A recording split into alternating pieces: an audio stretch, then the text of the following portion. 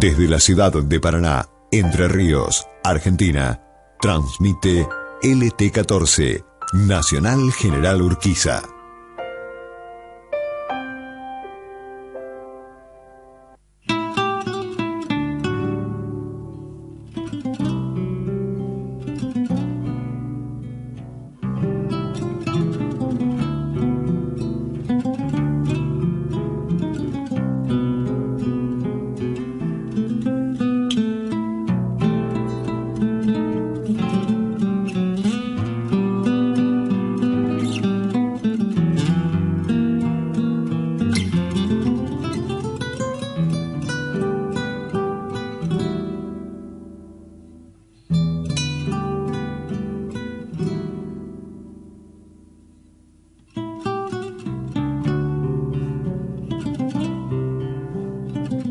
Cruzando lomas ya llega con su carga musical, viene a plantarse en el dial para cumplir con su entrega. Un tren de famosa brega de cultura regional, es la revista radial con el pasaje al momento, desde Paraná a los vientos, se presenta el tren zonal.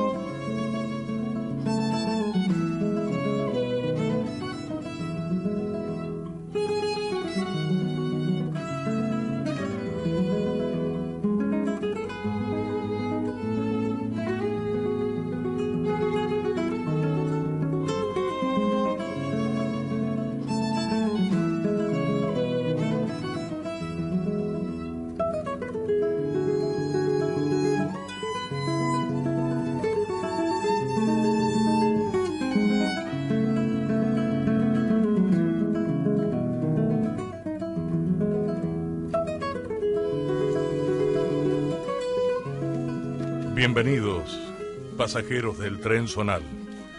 Comenzamos 1 hora y media de viaje compartido en los aires de este pago grande que nos comprende. Un tránsito despierto para la integración de los pueblos. Entrevistas, comentarios, música elegida, historias y testimonios, valores que suman para una conciencia de cultura regional, entrerriana, litoraleña y rioplatense. A través de nuestra radio LT14, Nacional General Urquiza, y a través de internet www.radionacional.com.ar, transmitiendo en amplitud modulada en el 1260 del dial. En vivo aquí estamos, como cada domingo, de 12 a 13:30. ¿Sabe por qué? Porque siempre es bueno acompañarse con la radio. Mientras disfrutamos un mediodía en familia y en nuestra tierra, con estas voces y estos sonidos que nos tocan la fibra verdadera.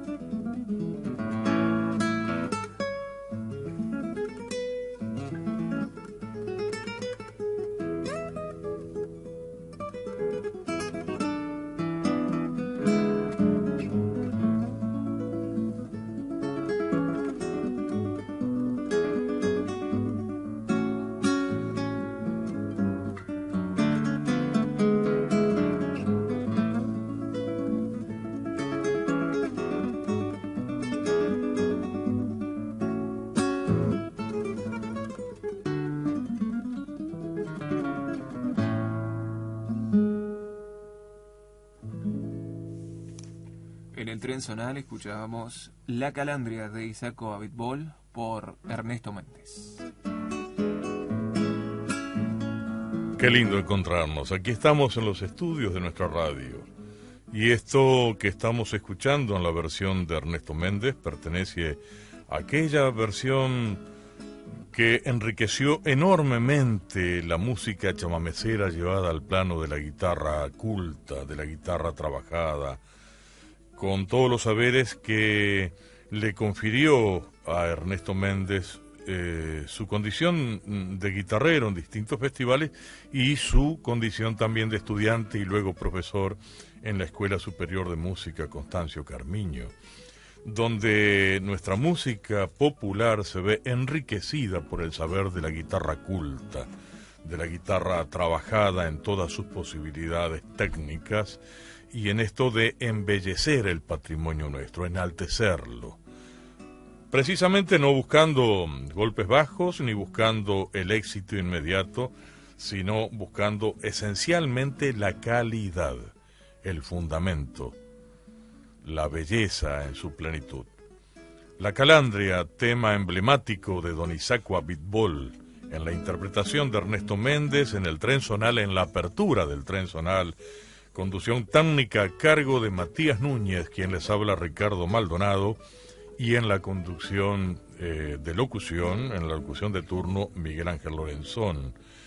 Hoy tenemos un programa desde los estudios del ET14 y creo que ya va a ser la norma de que todos los domingos estemos presentes aquí en los estudios de nuestra radio en Alameda de la Federación 126. Vamos a compartir con este fondo musical esta editorial, porque toda revista tiene su editorial, que expresa el pensamiento del director, no así de todo el equipo que forma la revista. Cada cual se hace responsable de lo que firma en una revista plural como es el Trenzonal.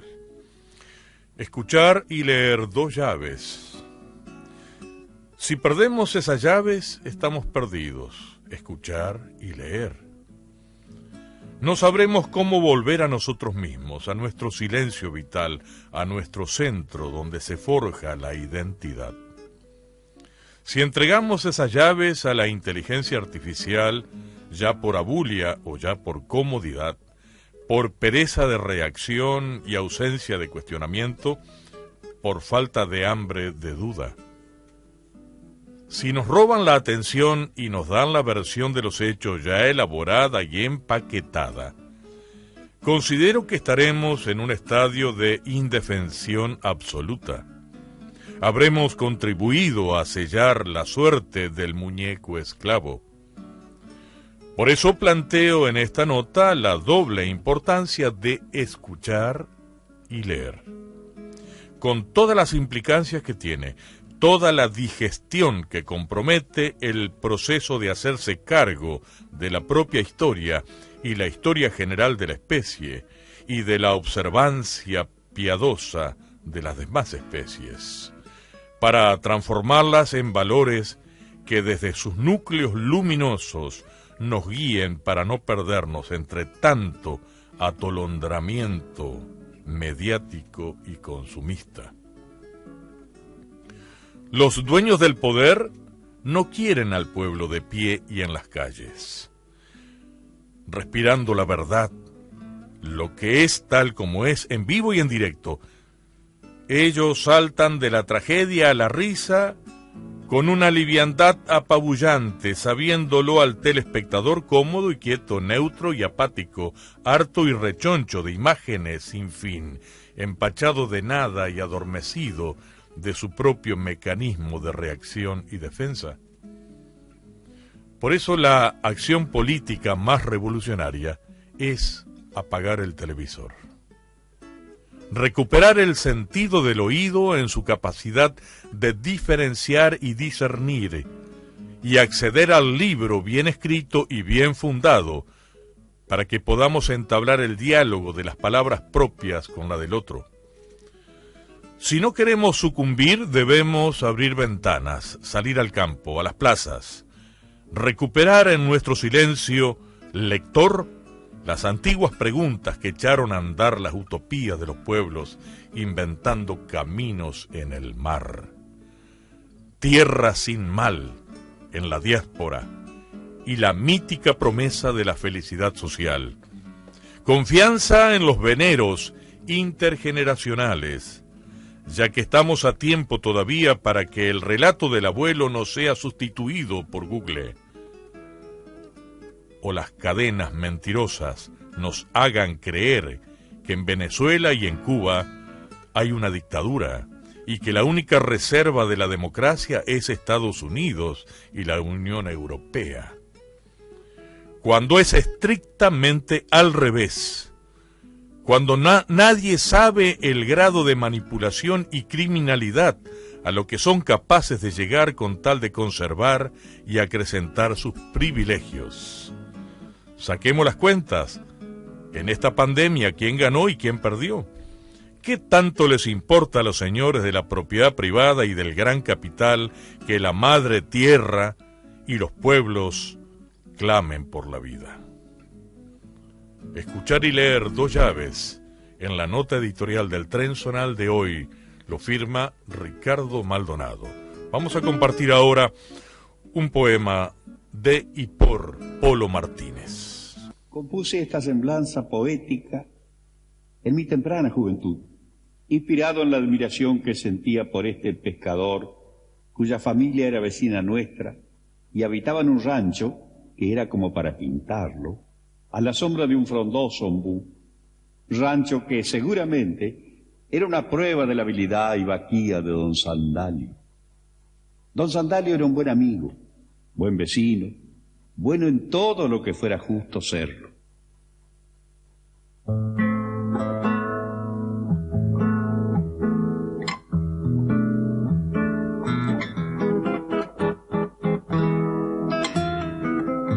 Soles, fríos, lluvias, vientos, su rostro criollo labraron, y el rigor de los trabajos enterito lo templaron. Enemigo del bullicio y sereno en todo trance, porque supo ser muy hombre para salir de un percance. Jamás al politiquero trabajo le mendigó, y firme en sus pareceres, prefirió ser pescador. Su compañera y sus hijos allá en el pueblo han quedado, que él a conciencia y abrazo le llevará el pan honrado. Un día lo hallé en las Mendietas con Trasmayo y Espinel, una noche en las Conchillas con Fija y Esparrabel.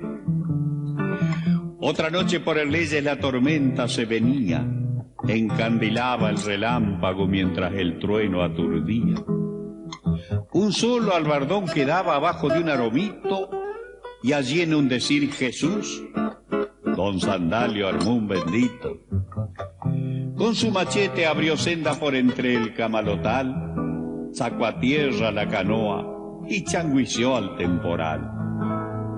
Solita su alma lo he visto de arribada hasta el Pacú, o por arroyos tapiados buscar la isla El Ombú. Y al cabo de varios días regresar con el pescado, así esté tranquilo el río o ruja el viento encrespado. Siempre detrás del pesquero y sin perezas algunas, si baja busca el canal y si crece las lagunas. Sabandija de mosquitos, jején, viudita, arará, pero él prefiere estas plagas a tantas de la ciudad.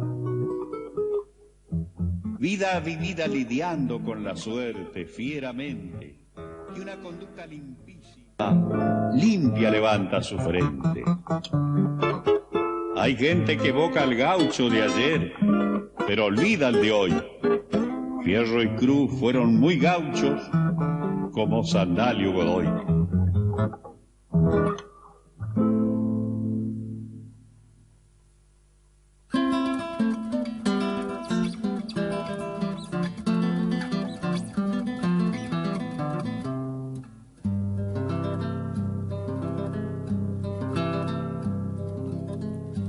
Es la cuerda que recuerda su lugar, cuando a veces me confundo en la ciudad, cuando pierdo el tiempo lerdo de mirar entre el paño de lo extraño artificial. Es la cuerda que despierta en un zorzal, cuando busco y no hay paisajes que habitar, cuando es charco la poblada soledad que me mide con su vara de olvidar.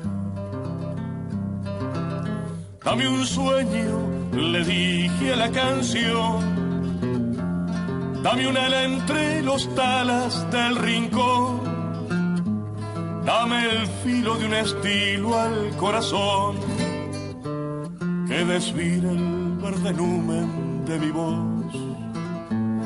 Ya son años de aquel tren a capital, un acento mal pegado al paladar. Cada noche brilla el monte de mi edad, la raíz me está llamando desde atrás. Y al abrirse la jornada del querer, voy alzando lo que nunca claudiqué, la bandera montielera de mi ser. Voy alzando lo que nunca claudiqué, la bandera montielera de mi ser.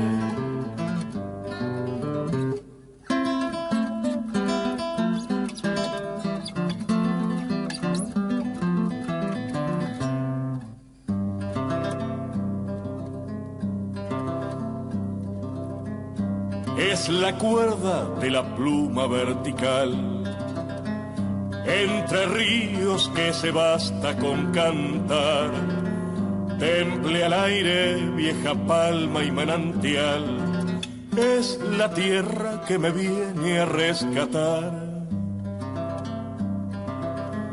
Es la cuerda lo que brota fraternal, cuando es terca la apariencia y nada es tal. Es el tiempo, todo el tiempo de llegar. Vuelo el aire entre las aguas, voy allá. Dame un sueño, le dije a la canción. Dame un ala entre los talas del rincón. Dame el filo de un estilo al corazón, que desvira el verde numen de mi voz. Ya son años de aquel tren a Capital, un acento mal pegado al paladar. Cada noche brilla el monte de mi edad, la raíz me está llamando desde atrás, y al abrirse la jornada del querer, voy alzando lo que nunca claudiqué, la bandera montielera de mi ser. Voy alzando lo que nunca claudiqué, la bandera montielera de mi ser.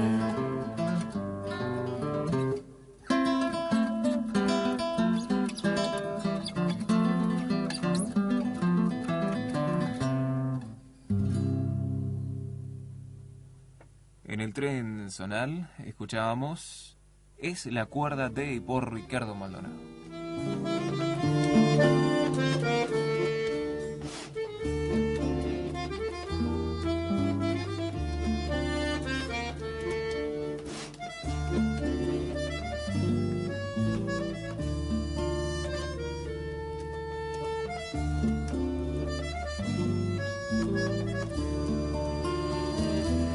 Estamos en la vía libre del tren zonal hasta las 13:30. Esto es el tren zonal. Usted es pasajero de clase única, de eso se trata, porque la radio nos permite este vínculo, esta relación, esta oralidad de la palabra viva, de la palabra que no necesita de la proyección de una imagen para sustentarse.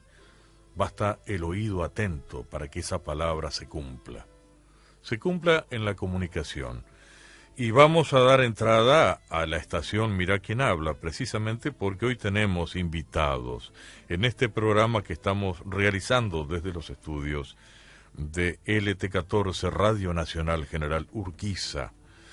Todos los domingos aquí estaremos y vamos a ir invitando a distintos protagonistas del quehacer cultural.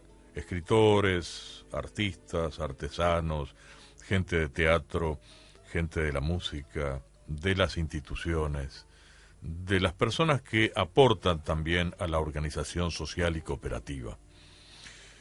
Hoy nos visita Gabriel Mogilner, que acaba de presentar su libro y está haciendo toda una gira, digamos, de presentaciones por la provincia de Entre Ríos, ya que próximamente será presentado este libro de las desesperanzas, pasiones y legados, el reciente editado libro de poemas de Gabriel Mogilner. Y hoy precisamente en la sección escenario del Diario 1 está dedicado una página prácticamente completa a Gabriel.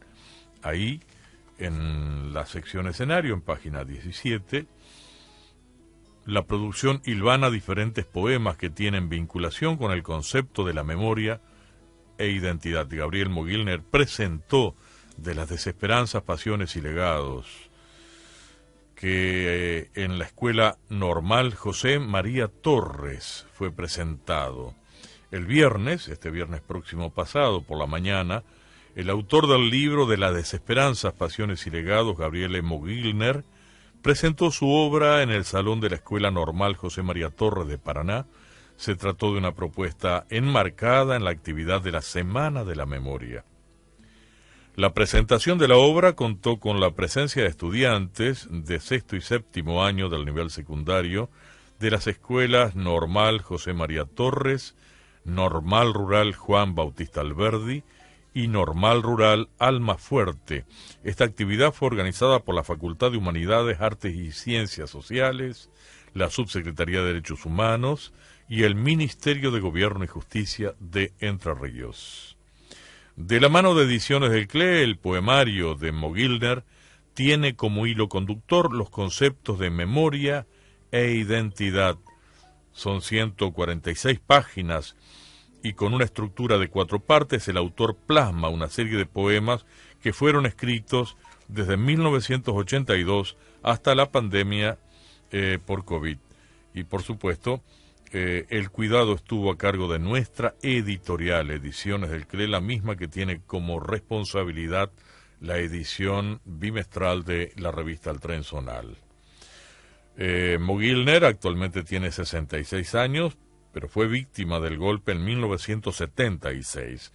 Esta experiencia de persecución y tortura alojada en recuerdos es la que se hace visible en la primera parte del libro, donde se desandan las desesperanzas. Cita la palabra del autor en el artículo de Escenario del Diario 1. Allí también hago referencia a lo que significa para cada uno la existencia, donde se desprenden una serie de preguntas. Además, hay muchos poemas dedicados a mis compañeros y otros referidos a situaciones que viví. Y está con nosotros Gabriel Mogilner. Ahora vamos al corte de la radio y luego, en la próxima media hora, dialogaremos con el autor de este libro, de las desesperanzas, pasiones y legados, que también será presentado en el marco de la Feria del Libro en Gualeguay y también prevé su presentación en María Grande y la ciudad de Córdoba. Estamos en el Tren Zonal. Más de 7 décadas de estrecha comunicación y compromiso con su audiencia. Transmite LT14, Nacional General Urquiza, Paraná. Las cosas que nos unen.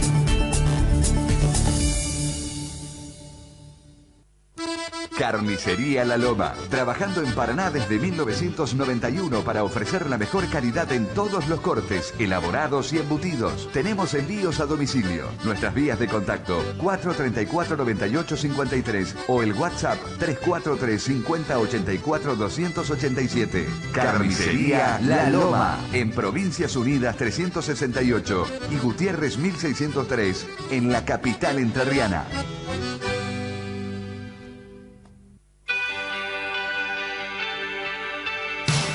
Más de 70 años identificando a la comunicación de Paraná y Entre Ríos. LT14, Nacional General Urquiza. Las cosas que nos unen.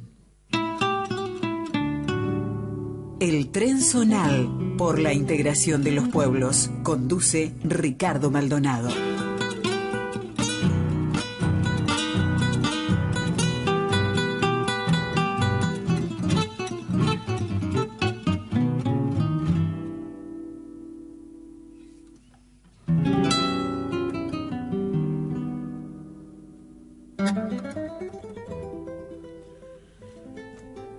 Música elegida para acompañarnos, para dar este marco musical, porque esa música debe permitir elevarnos en el pensamiento y en el sentimiento, en la percepción, y más cuando hablamos de poesía, cuando hablamos también de hechos históricos, cuando hablamos de arte, ¿no?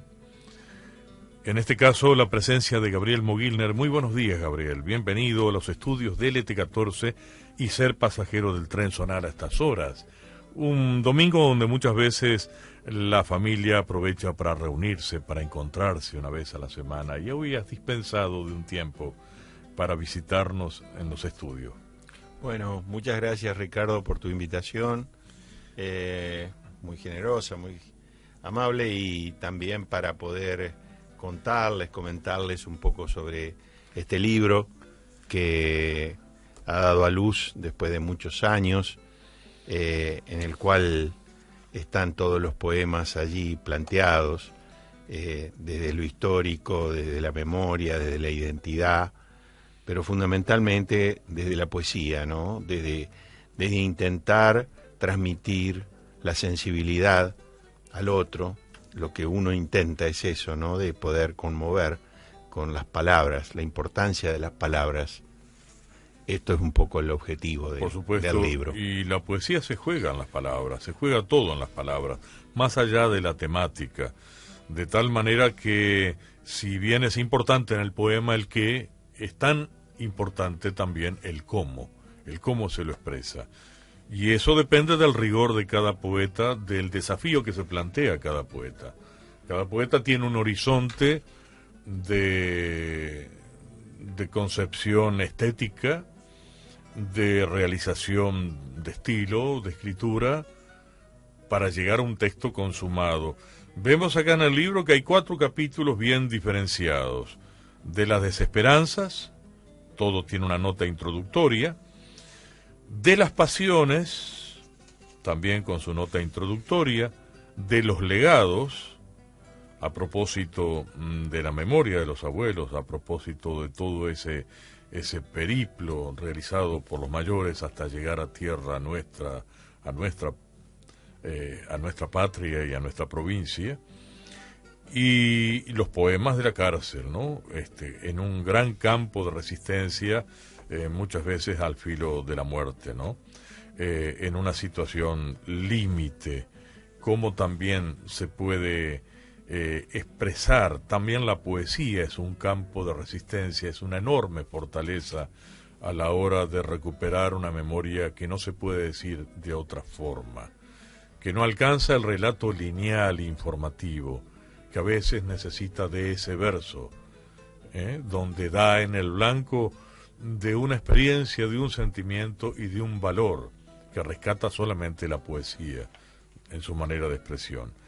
Este libro ha sido confiado a la factura de Ediciones del CLE y tiene el concurso en su tapa, el aporte en su tapa de Jorge Acosta, una ilustración magnífica. Obviamente a nuestros oyentes tenemos que comentarle que Jorge Acosta es un artista plástico, nacido en la ciudad de Nogoyá y actualmente radicado en la ciudad de Rosario del Tala, y tiene a su cargo la conducción de la escuela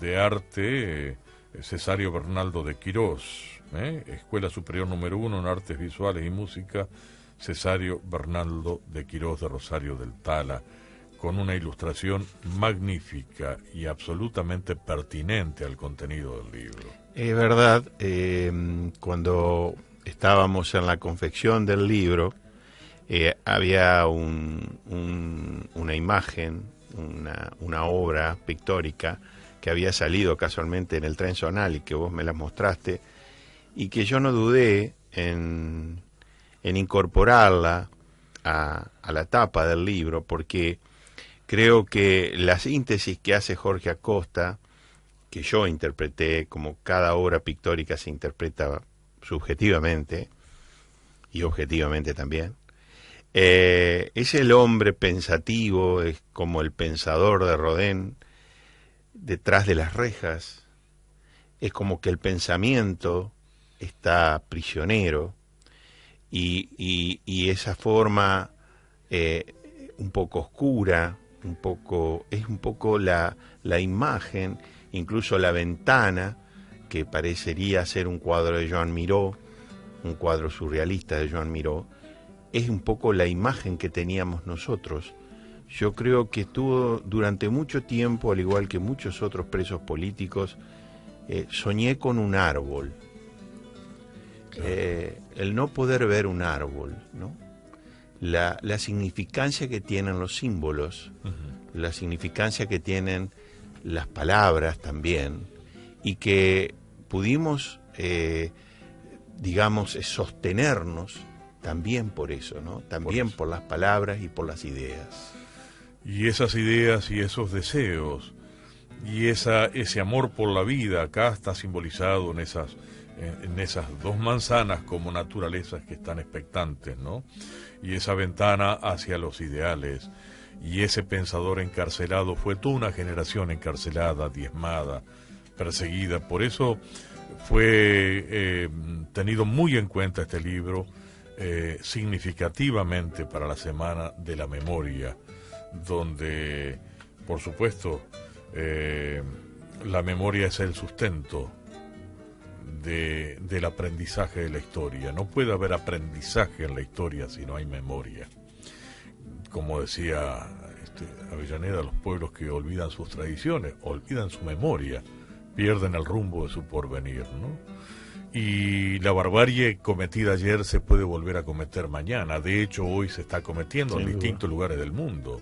Sin duda. En Irak, en Siria, en Yemen, en Ucrania, en todos lados, donde la prepotencia de los poderosos y de la ambición de los poderes económicos y otra cosa, Ricardo, llevan a diezmar a poblaciones enteras, ¿no? Si me disculpas, yo creo que también hay que decirlo, y esto es totalmente atinente a esta Semana de la Memoria, y que tengo que decirlo, que la presentación fue muy importante en el día de ayer junto a esta juventud, a estos jóvenes que tan silenciosamente y respetuosamente estuvieron escuchando las palabras, y que fue, como dirían también los profesores, un mensaje muy duro que después costó articular para que los mismos chicos preguntaran y se animaran a consultar y a preguntar, porque también fue un ida y vuelta de chicos que preguntaron desde el nacimiento de la poesía, o desde qué lugar uno escribe, o cómo uno sobrevive a esa situación.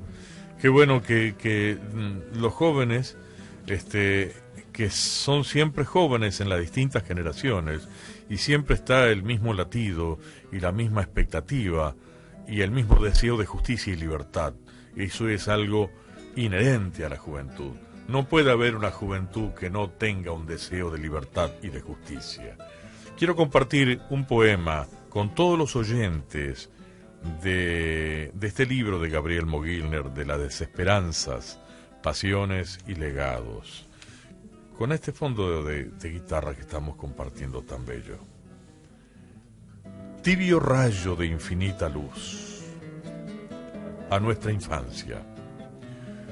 Tibio rayo de infinita luz iluminando este cansado corazón, que vuelve siempre buscando esa niñez recordada como una vieja canción. ¿Dónde fueron las cosas más intensas que dieron alas a nuestros sueños? Hoy siento que está todo tan quieto, un barco varado en alta mar. ¿Dónde se fue la solapa, las siestas, mi bicicleta verde, la pelota de trapo, el circo, las figuritas? ¿Dónde dobló la vida? ¿En qué solitaria esquina nos dejó a nuestra suerte siguiendo a la deriva? ¿Dónde olvidé mi frasco de bolitas campeonas, los soldados de plomo, mi espada de pirata? Las tardes del Cine Mayo, el fútbol del Club Salta, quedaron como estrellas titilando en el alma. ¿Dónde se ocultó la escondida, contando sin parar las noches de verano, gritando piedra libre para todos los compañeros? ¿Dónde nos tocó la mancha, nos salteó la rayuela? Jugando a la payanca, mis amigos de escuela volverán de un recreo tantos años atrás. Hoy me entibiece el rayo que atraviesa este muro, me devuelve las risas, tiempo de libertad. Hoy comprendo a aquel niño que siempre me acompaña. Tomado de mi mano, ya no me dejará.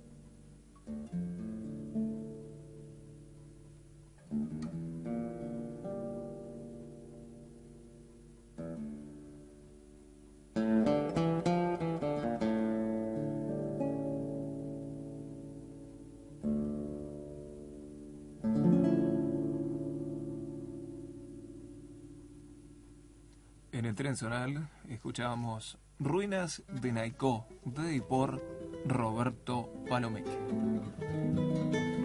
Estamos en la vía libre del Tren Zonal hasta las 13:30. Escuchábamos recién a Roberto Palomeque, uno de los grandes compositores, guitarristas, arregladores de la provincia de La Pampa.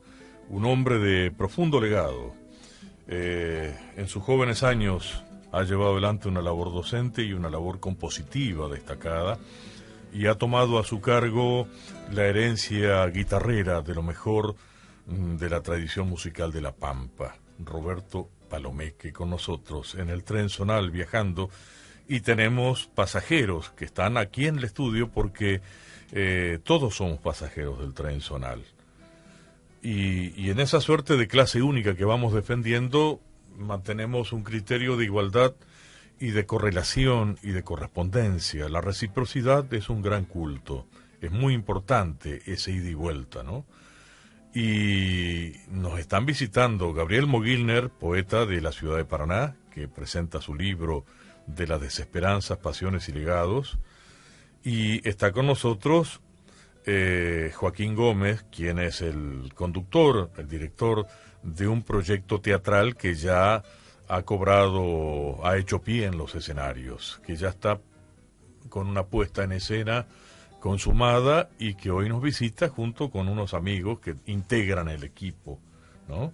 Así que vamos a darle la bienvenida a Joaquín Gómez. Muy buenos días, Joaquín. Gracias por estar presente en el Tren Zonal. Hola, Ricardo. Buenos días a toda la audiencia. Muchísimas gracias por la invitación. Un placer estar acá con vos. Hoy vamos a hablar de María Delfina, que es la obra de teatro que están llevando a escena. Y con nosotros nos visita también... ¿Te presentás tu nombre? Mi nombre es Gustavo Lencina. Gustavo Lencina. ¿También de la ciudad de Gualeguaychú? Sí, exactamente. Vamos a arrimar un poquito más el micrófono. Ahí. ¿Y tu nombre? Buenos días. Buenas días. Tardes. Sí. Irene Castel es mi nombre. Irene Castel. Irene Castel seguramente le tocó el papel duro de la Delfina, ¿no? Sí. Ser la Delfina, este personaje mítico del cual también se ha hecho mucha caricatura, ¿no? Generalmente los hechos históricos terminan transformándose en mitos caricaturescos, pero recobrar realmente esta dimensión que bien cita en el libro Gabriel, la desesperanza, la pasión y el legado. Podemos decir también que existe una desesperanza, una pasión y un legado en este personaje que es María Delfina, representado por Irene Castel en la escena, y por supuesto la presencia de Tadea Jordán, la madre de Ramírez. Estamos hablando de la Delfina que acompañó en la última patriada a Francisco Ramírez, allá en Santa María del Río Seco, provincia de Córdoba, norte de Córdoba. Cerca por ahí de Cerro Colorado, del Churqui, Claro. Aquellos pagos que van rumbeando ya casi a Santiago del Estero, al norte cordobés. ¿Han estado ustedes ahí en el lugar donde encontró la muerte Ramírez? Hasta ahora no hemos tenido la posibilidad de llegar hasta ahí. Sería, la verdad, que una ilusión poder llegar hasta ese lugar. Está hay un monumento. Un monumento. Sí. Y en Santa María del Río Seco está bastante presente en la cultura y en la vida social de este pueblo, la presencia está presente, digamos, este hecho de la muerte de Ramírez. Recordamos que es el lugar donde nació Leopoldo Lugones, ¿no? Claro. Bueno, Leopoldo Lugones fue uno de los gérmenes de este proyecto cuando yo empezaba a leer hace muchos años la historia, ¿no? El romance.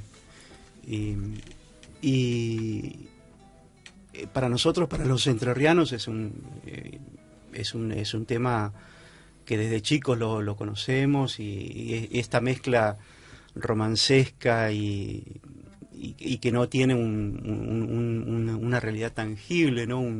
Es como cuando uno empieza a investigar, no hay mucha información de Delfina. Entonces, a partir de todos estos estas ideas un poco vagas que yo tenía cuando empecé la investigación. Tuve la posibilidad de contactar con un maestro que tuve en dramaturgia, que fue Ricardo Monti, el querido Ricardo, un gran dramaturgo, que él como que me abrió un poco las puertas a la imaginación y me decía no te ates y que lo histórico no sea un límite. Incluso con vos en algún momento lo hablamos a esto. Sí, lo hemos charlado, y fundamentalmente a partir de la búsqueda de vestigios y de esta suerte de exhumación arqueológica del cancionero tradicional, donde pudiera haber alguna relación de los hechos. Por cierto, el poeta de Gualeguaychú, que rescató, digamos, gran parte de las coplas del cancionero de aquella época, la década del 20, que fue el autor de Cantos de la Fe Triunfante, ¿no?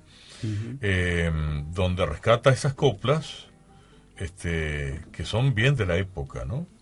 Dice en una parte esas coplas son coplas, cuartetos y tercetos, ¿no? Ni doctores ni borregos nos llevarán por delante, ande el Supremo se plante, no lo muevan ni con ruegos. Ñandubáis duros hemos los entrerrianos para estos apuros. Si aguanta el santafesino y no afloja el cordobés, haremos que el portugués se vuelva por andevino. Y entonces puede que los porteños sepan lo que sucede. Claudio Martínez Paiva hace el rescate de estas coplas anónimas. Yo las musicalicé y creo que te pasé el tema. Sí, me pasa. Y queda como testimonio de esa época. Él dice expresamente, en un libro editado en la década del 40, que es una reconstrucción de antiguos cantares entrerrianos oídos en yerras y pulperías, dice Claudio Martínez Paiva. Dice, federales, federalas, no doblemos las rodillas, ansí rieguen las cuchillas con un chaparrón de balas. Tuyos y míos sean por siempre estos gritos, patria entre ríos. Esa es la presencia del pensamiento federal de aquella época. Bueno, llevar a escena ha merecido un comentario inteligente, completo, muy rico, de un escritor importante como es Fernando Bellotini, de Los Pagos de Concordia. Ustedes lo presentaron en Pueblo Viejo, que es un centro cultural, ¿no es cierto? Sí. ¿Qué tal estuvo su experiencia? Bueno, la verdad que nosotros quedamos encantados. No quiero hablar solamente yo. Ya vamos a darle la palabra porque vamos a ver qué siente Irene cuando se tiene que transformar, cuando tiene que asumir con todo el cuerpo y con todo su ánimo el personaje, la Delfina. Casi nada. En Pueblo Viejo la verdad que es un lugar precioso, en donde nos trataron maravillosamente, un público, una sala llena, que nos decían que no era muy habitual que hoy en día la gente asista tanto a una función. Estamos en una época complicada, volviendo luego de la pandemia, bueno, todo lo que sabemos. Lo que sabemos, ¿no? Sí. Y bueno, tuve el placer de conocer a Bellotini, un profesor, un hombre muy, muy gentil, muy cordial, muy formado, como vos lo decías. Sí, sí. Y bueno, y él nos dio esta devolución de lo que vio, sí. Que la verdad que muy interesante. Que es muy interesante porque le da también otra actualidad a la obra. O sea, la idea mía básicamente era darle humanidad a estos personajes, trabajar sobre la culpa, sobre esto de Delfina escapando y sin saber si este hombre había muerto o no. Se escucha el tiro y el alarido, pero por supuesto. Pero como una guerrera huye para salvar su vida sabiendo que su hombre está... Sí, sí, y aparte amparada por nada menos que Anacleto Medina. Anacleto, ¿no? Medina. Sí. Entonces... el viejo Anacleto murió en el Uruguay ya con más de 90 años, atravesado por una lanza, ¿no? En una patriada defendiendo, digamos, la bandera de los blancos, ¿no? Increíble. O sea, muy, muy, muy viejito, y lo tenían como bandera, así que estaba casi ciego, pero él montaba a caballo. Salduna creo que hace una referencia específica sobre... Horacio Salduna. Sí, sobre Anacleto Medina, que fue uno de los encargados del salvataje de la Delfina. ¿Qué se siente estar como Delfina en el escenario, Irene? Es un orgullo y una gran responsabilidad. Son dos cosas, las dos cosas mayores, digamos, que siento. Más en esta época, ¿no?, donde el papel de la mujer tiene esa gran trascendencia, esa gran importancia. Y bueno, reconstruir a un personaje así, la verdad que es una gran responsabilidad, como te decía, y implica un gran orgullo también hacerlo. Cuando la Delfina entra así de lleno a la historia, ¿no?, y entra de lleno al mito, y esa Delfina, digamos, encontrando también una relación con tantas mujeres que han luchado por la libertad y la justicia, y entrando en relación también con todas las compañeras que lucharon en la década del 60 y el 70 del siglo pasado. Estoy hablando de tantas mujeres que dieron también su vida por estas mismas causas, ¿no? Sí. Las causas de la autodeterminación de los pueblos, casi nada. Y Gustavo Lencina está a cargo también de un personaje. ¿Qué personaje encarnás? Sí, mi personaje es bastante extraño. A ver.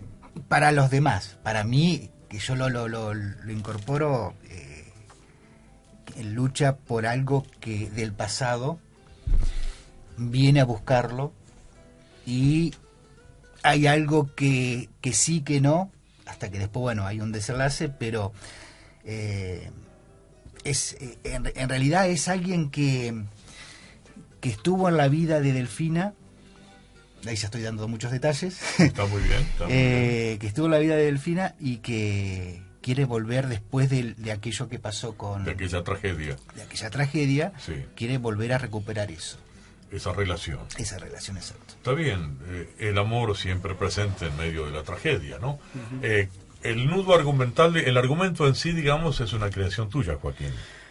Sí, bueno, era ¿El guión también? El guión sí, fue una reconstrucción que se hizo también final como proyecto de cátedra en el profesorado en teatro de la UADER.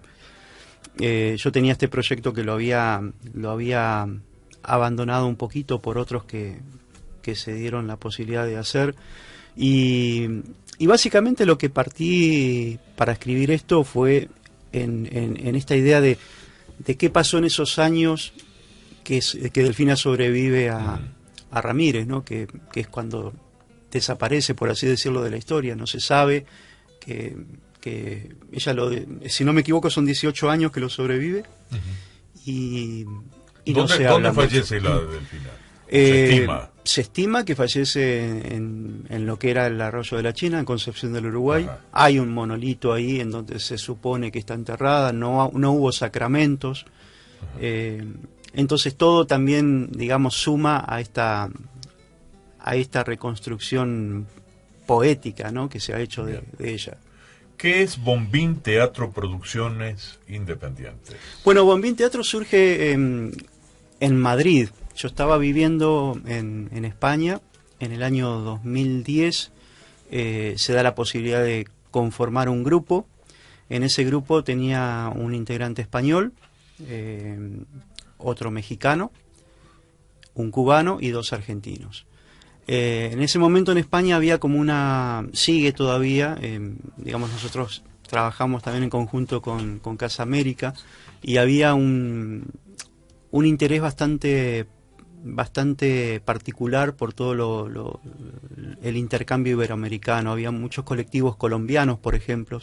Argentinos no tanto, los argentinos somos como más independientes, no nos reunimos por ahí en organizaciones y bueno, y surge esta posibilidad de montar un espectáculo que era Tríptico, La Desolación de Rafael, una obra también de mi autoría, que plantea otro tipo de teatro, y surge la palabra bombín porque era el elemento común que teníamos los 3 personajes.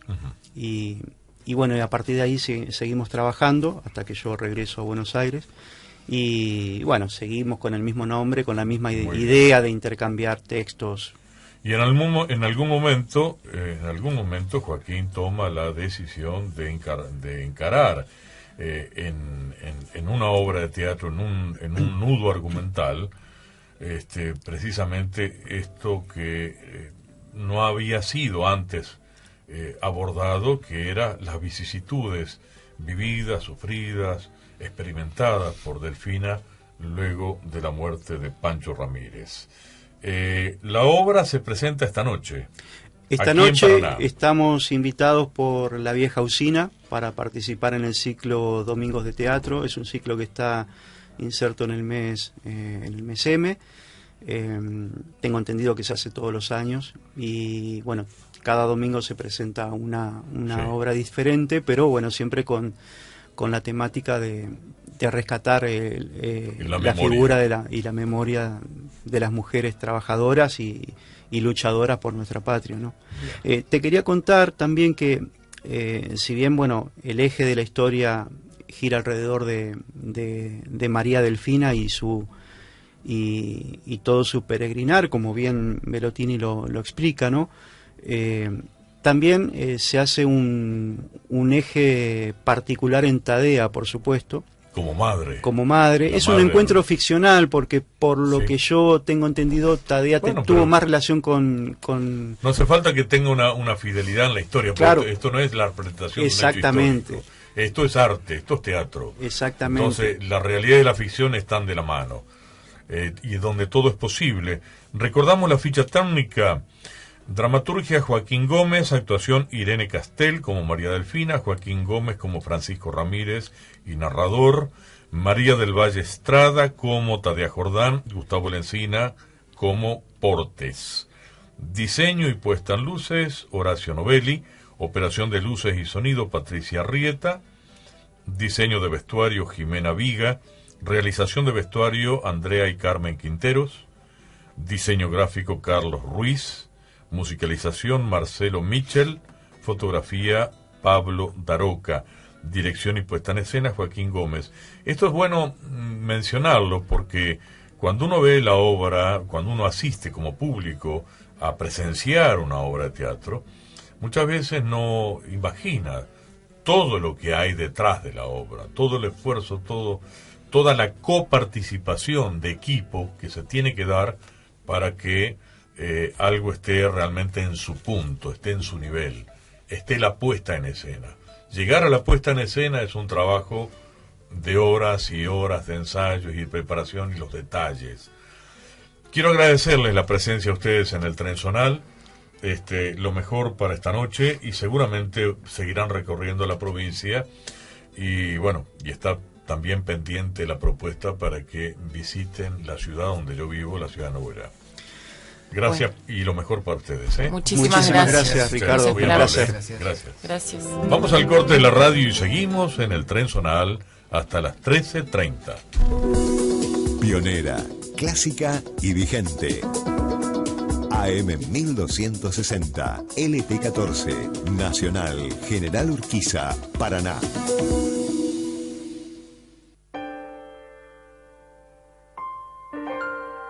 Desde la ciudad de Paraná, Entre Ríos, Argentina, transmite LT14, Nacional General Urquiza.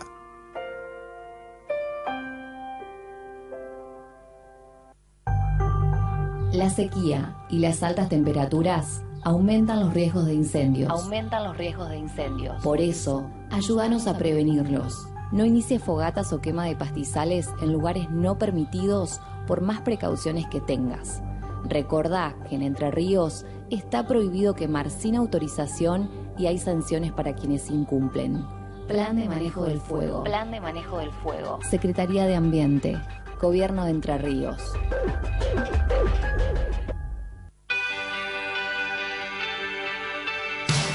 Más de 70 años identificando a la comunicación de Paraná y Entre Ríos. LT14, Nacional General Urquiza. Las cosas que nos unen. Sociedad, cultura e historia de la región. El Tren Zonal. Conduce Ricardo Maldonado.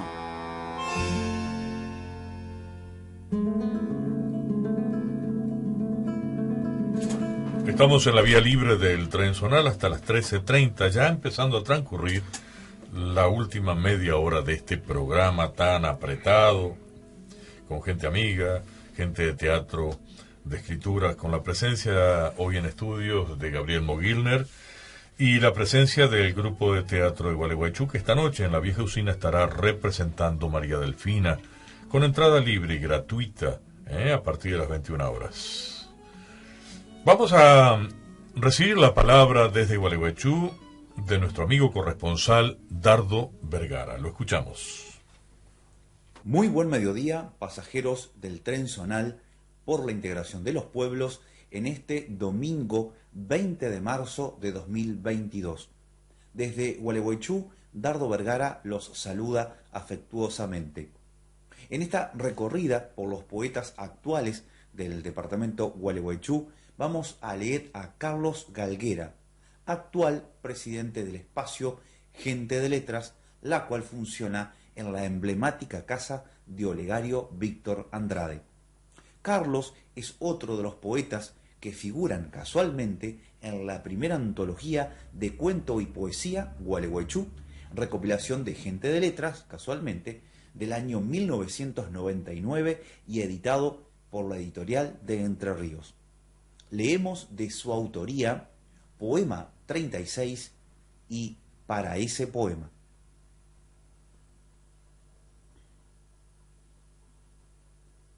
Poema 36.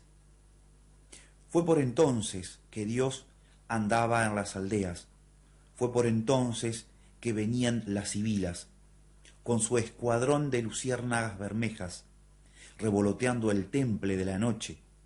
Fue por entonces que millares de avecillas de fuego caían como pesados carruajes por cumbres y alamedas.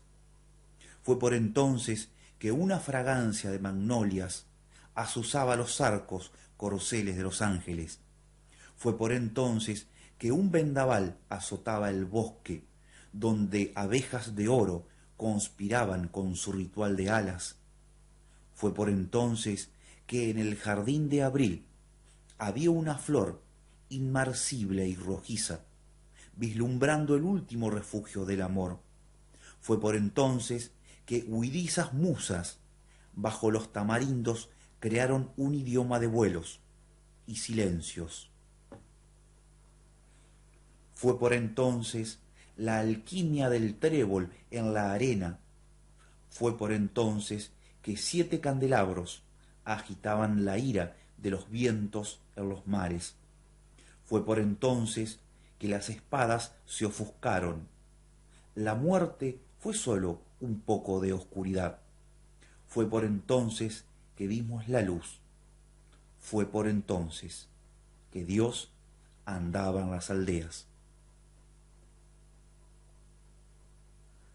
Para ese poema, el poeta es un espía de Dios, Shakespeare. Para ese poema, el de tu quimera, transitaste la orilla del olvido por épocas cristalinas, donde de tus manos brotaban golondrinas. Para el poema, el de las palabras, tallaste con suntuosos tapices de cobre y ceniza, de cielo y terciopelo, unos versos sensitivos y sombríos. Para ese poema, el de las palabras llenas de melancolía, inventaste la forma de tomarlas invisibles para que el viento de los años no las llevara lejos de ti. Para ese poema, el de tu quimera, regresaste del silencio a morar los jardines del tiempo. Para ese poema, no necesitaste asemejarte a los romanos ni a los griegos, ni al genio de Virgilio, ni a la musa de Homero. Solo tú y la lluvia, tú y el río, tú y el alba, tú y el acto mágico de traducir tus pensamientos, tu suave melodía, al idioma del poema. Carlos Galguera, poeta de Gualeguaychú.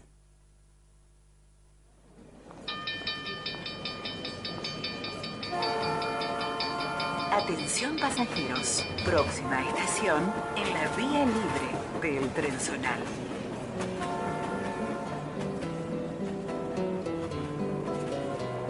La Encordada, todo un mundo entre cuerda.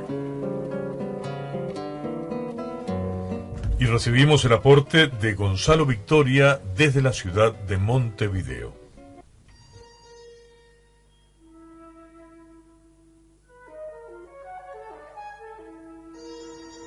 Estamos escuchando un fragmento de la obra de 1963, Aves Errantes, del compositor, docente, director y pianista uruguayo Héctor Tosar.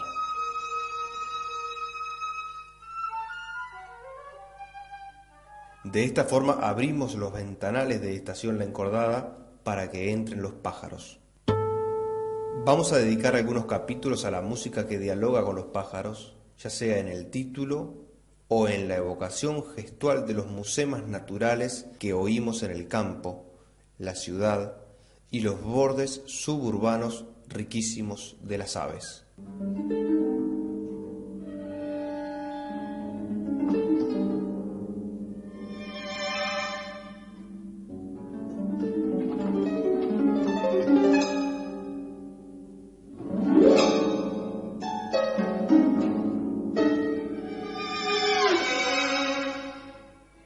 Hoy vamos a escuchar el pericón Pájaros en el Monte, de Abel Fleury, compositor y guitarrista argentino nacido en Dolores, provincia de Buenos Aires, en el año 1903 y fallecido en 1958. La interpretación está a cargo del guitarrista argentino Carlos Martínez, perteneciente a su disco Carlos Martínez interpreta a Abel Fleury.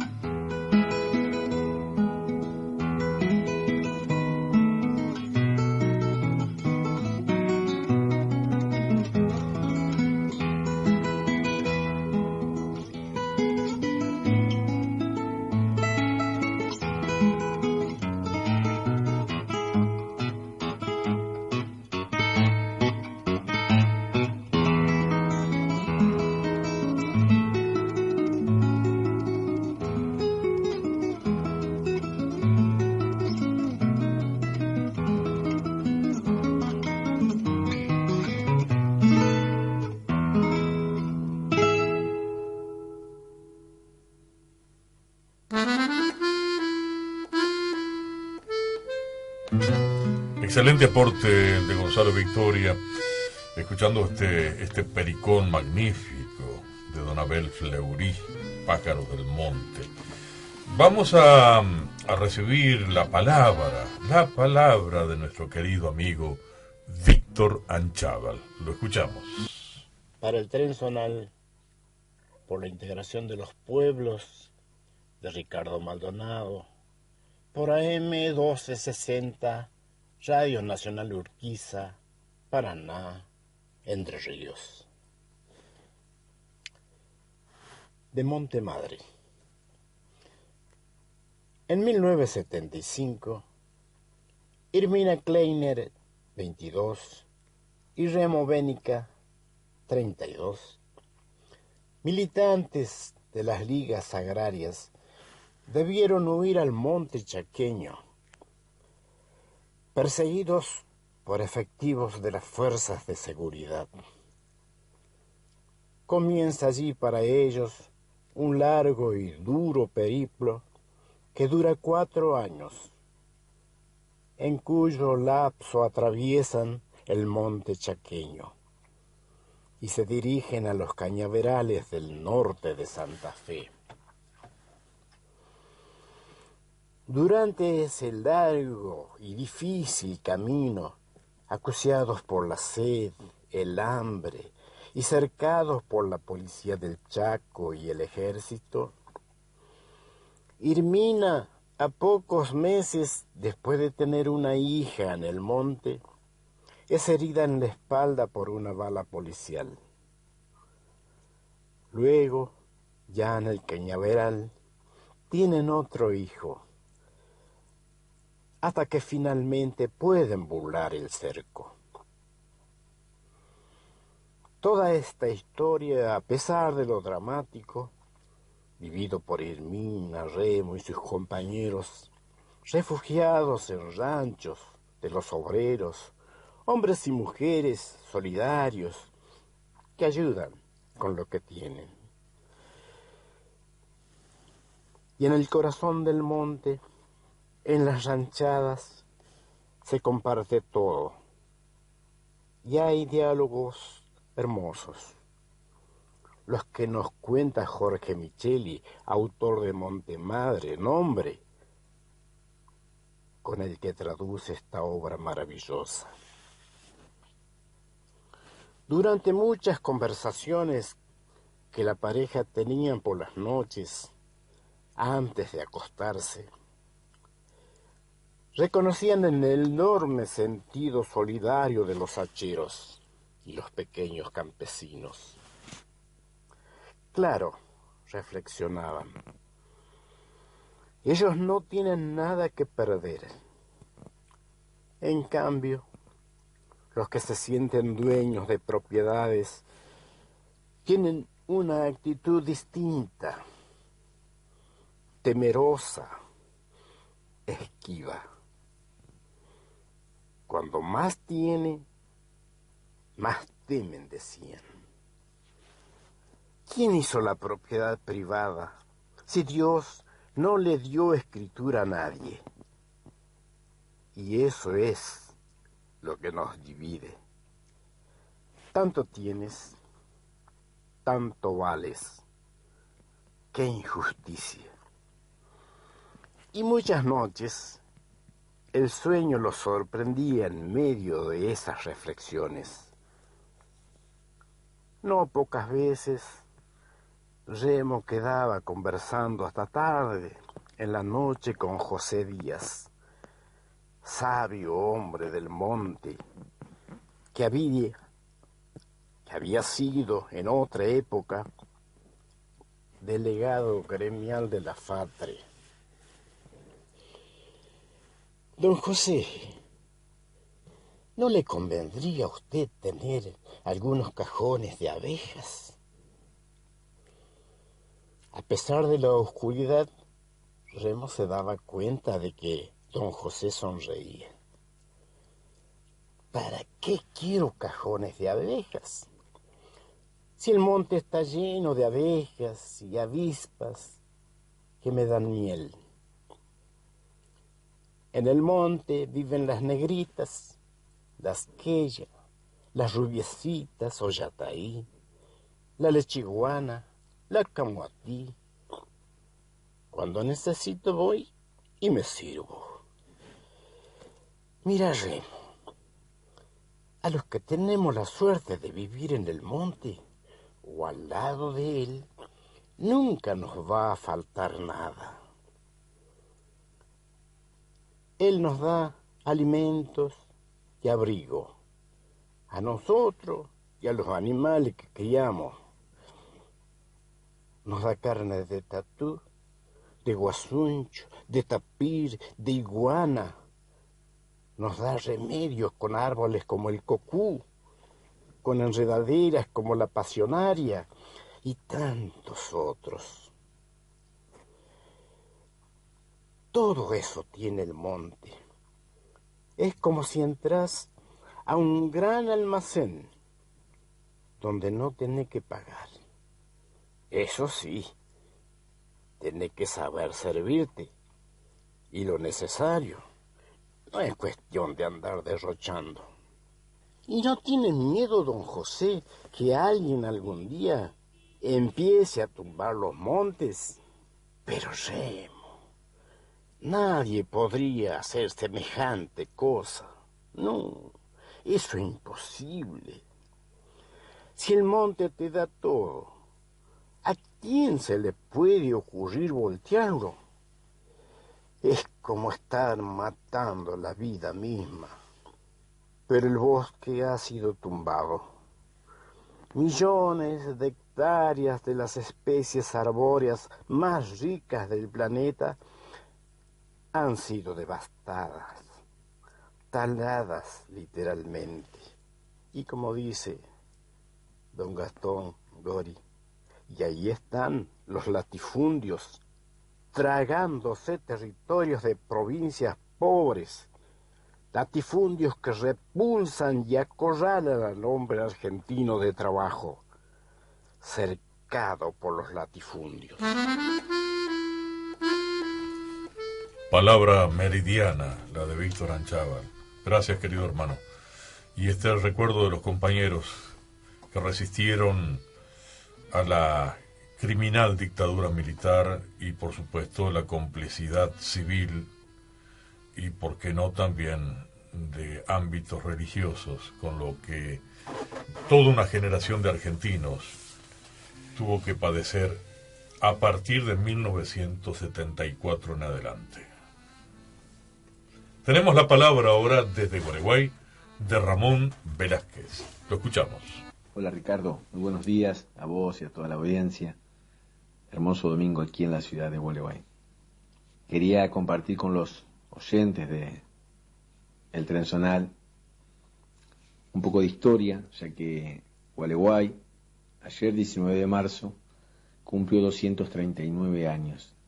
Pero el territorio que hoy conocemos como Gualeguay, antes de la conquista, era ocupado por grupos aborígenes, guayaquíes, guaraníes, charrúas, todos pertenecientes a la familia lingüística tupí-guaraní.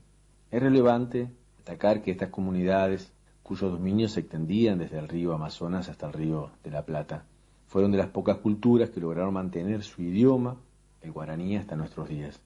Con la batalla del Cerro de la Matanza, en Victoria, Entre Ríos, encabezada por el teniente gobernador de Santa Fe, Francisco Antonio Mújica, se concretó la extinción de los aborígenes. Así, a mediados del siglo XVIII, las promisorias tierras de este lado del Paraná comenzaron a ser ocupadas por familias procedentes de Santa Fe y la Bajada, e integradas por españoles, criollos y hasta algunos portugueses. La mayoría de los inmigrantes se situaron a orillas del arroyo Clé, conformando el primer agrupamiento social, que podría considerarse remoto antecedente de Gualeguay. Pero las inundaciones frecuentes llevaron a varios pobladores a buscar una ubicación en lugares más altos, situándose al norte de la actual ciudad. Ya en 1770 el virrey Bertiz le otorga importancia a la zona sur entrerriana, que serviría para obstaculizar cualquier avance portugués desde la banda oriental, y en 1780 accede a las peticiones de don Tomás de Rocamora, quien, con mentalidad progresista, entendía que la manera más eficaz de superar los problemas vecinales y atender a la defensa del sitio era reunir a los pobladores dispersos en una villa que les proporcionara las posibilidades de compartir una vida social. Las leyes de Indias establecían con precisión los pasos a seguir. Primero había que limpiar y nivelar el terreno una vez realizado el trabajo, a veces muy difícil, por los montes bravíos propios de la provincia. El fundador marcaba los límites de la plaza y reservaba las 4 manzanas de su frente para edificios públicos. El resto se repartía entre los vecinos. Las viviendas eran ranchos con paredes de barro y techo de paja, que debían estar separados entre sí para evitar incendios, más allá de la zona principal. Se destinaban terrenos a la instalación de las huertas, quintas y chacras.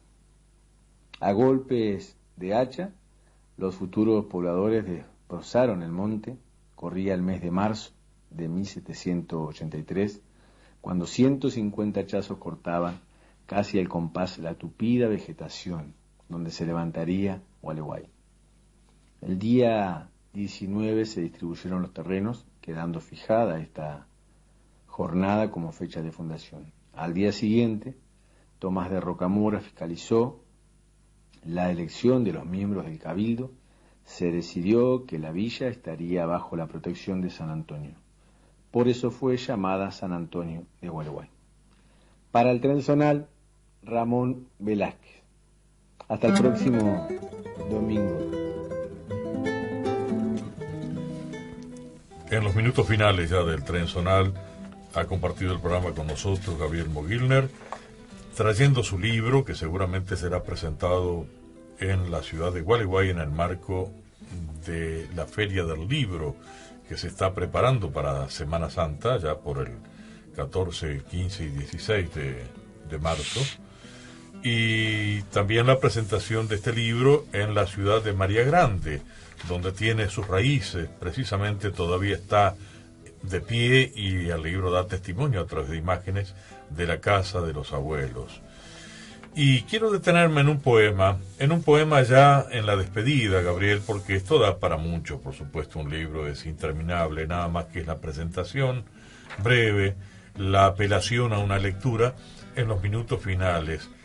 A propósito de las manos, el lenguaje de hablar con las manos, dice el autor de este libro, como en el lenguaje de los sordomudos o también en código Morse, fue un sistema muy utilizado en las cárceles por los presos políticos, como una forma de comunicación ante el aislamiento y entre celdas, para burlar el control de los guardias, y también en el caso de la Unidad Penitenciaria 1 de Córdoba, para comunicarse entre los pabellones de hombres y mujeres dentro del mismo penal que se encontraban separados por el patio. Testimonios de su libro, precisamente del capítulo final de la obra, que lleva por título Poemas de la Cárcel, Córdoba 1978-1979. Leo un párrafo de este poema, una primera estrofa. Las manos vuelan cual pájaros en el aire, buscan un sentido, una palabra, un símbolo. Las manos se mueven rápidamente en el lenguaje de los sordomudos y se arriesgan a burlar al guardia detrás de la jaula. No estamos sordos, ni tampoco mudos. No estamos locos, ni tampoco muertos. Estamos más vivos que nunca, luchando por sobrevivir. Con las manos palomas se puede hablar con las compañeras de pabellón a pabellón, no importa el vacío del patio, no importa el alto muro, no importa el espacio enrejado. Suplantamos palabras por dedos, ideas por movimientos, pensamientos por ademanes, sueños por puños. Las manos vuelan en el aire como un ave en libertad y en cada palabra símbolos se expresan nuestros corazones, el amor, las pasiones, los sentimientos, las ideas y un claro sentido de permanencia en este mundo. Como fénix de la historia, de lucha más brillante y nítida, renaceremos de nuestras cenizas. Gabriel Mogilner. Será hasta el próximo domingo. Muchas gracias.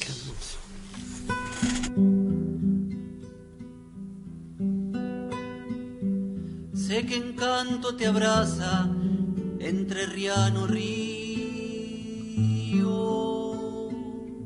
qué misterios te habitan, mi Gualeguay,